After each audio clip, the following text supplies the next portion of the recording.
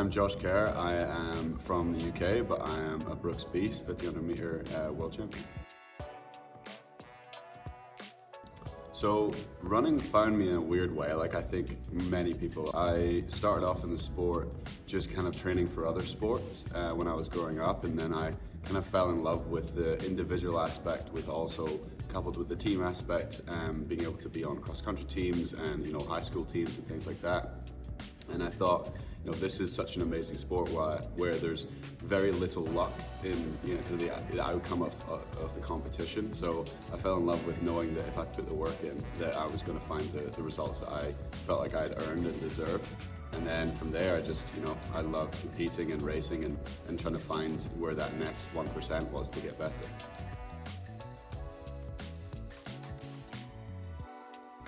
So going through my head with the last 200 meters of the World Championships was just mainly stay focused on form, make sure that my form doesn't break down, and then put pressure on everyone in the field.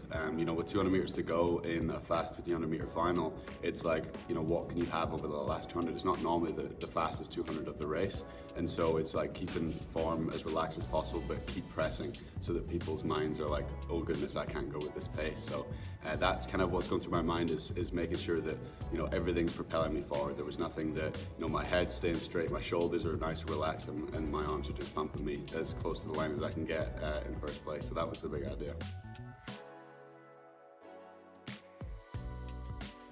So to be a world champion, it's taken a while to settle in, and to be at this level it's taken so long, and for me it's just been an accumulation of a lot of hard work, and it's been a step-by-step process. I made my first world team back in 2017, and I got knocked out in the first round, and then I went to the World Championships in 2019, I got 6th, went to the Olympics in 2021, I got 3rd, and then last year I was 5th at the World Championships. So it's been a really slow process of, I'm getting better, I'm getting to being a world, championship racer and an Olympic level athlete, but it was just like, what can I do to be the best on the day? And that's taken a long time, but now it's finally happened. It's very relaxing knowing that I'm doing everything that I can to be the best in the world, and that's finally come to fruition. So it's a lovely feeling, but knowing that I still have hopefully many years left in my career just allows me to have fun with it. So what motivates me is just knowing that I've worked or been in the sport since I was 9, and I've finally got to the top of the sport, and I want to show my younger self that all that work was worth it. It wasn't for one moment, it was for hopefully many years of glory and bringing medals back to the UK and to Brooks. And that's my job, and that's what excites me and gets me up and out the door every day. We have the Olympics next year, and then we have the World Championships, and where I'll be going in as the reigning world champ in 2025. So lots of exciting events coming up.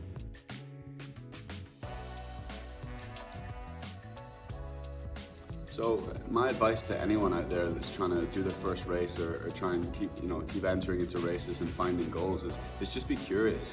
Be curious in anything that you're doing. If it's maybe putting your foot on the start line for the first ever time, if it's trying to push barriers that you haven't done before, or keep signing up for races and just finding new ways to get motivated. For me, I try and find curiosity in like, oh, I haven't done this workout before, I haven't run this race or this distance before, and you never know what's going to happen. You might fall in love with the 5K or fall in love with a half marathon or a mile even. So just be curious and allow yourself to put yourself in those opportunities, sign up for those races, and make sure that you're getting out the door and having fun, because running is such an amazing sport for your mental health, for your physical health, and I don't think anyone's ever regretted signing up for a race and going for a run.